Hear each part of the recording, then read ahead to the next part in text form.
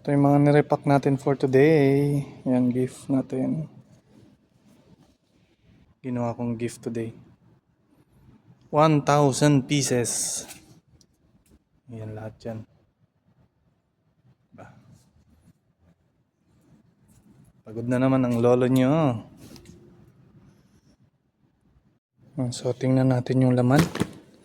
Yan yung bag. Diba maganda? Yan.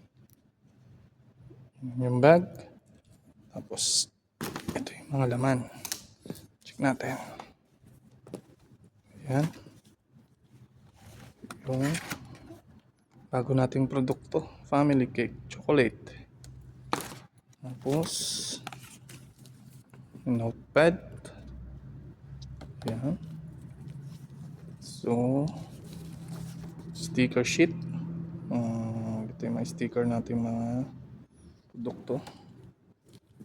Siyempre, yung ating product catalog. Uy, laglag pa.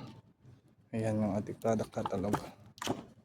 Ayan, lahat ng ating produkto nandyan. Kompleto tayo guys. Okay. At syempre, yung tawag dito, tumbler, kiddie tumbler. Ayan. Ganda siya guys. Tingnan natin. Ayan. Dark navy blue. Ayan, di ba? So, kagandahan yan. Meron siyang huwag mo akong papaya. Ayun. Temperature. Touch na siya. Ayan. Yan siya na yung kuko ko madumi. Dahil busy tayo for this week.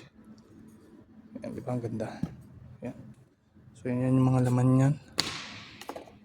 Yung isang bag. Di ba? Sa aming company, araw-araw Pasko. Araw-araw kami namimigay ng mga gift items para sa mga customer. Haggard na naman.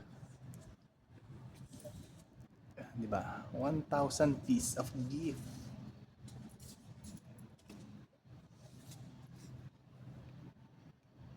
Ang ating kumpanya, Fouchier.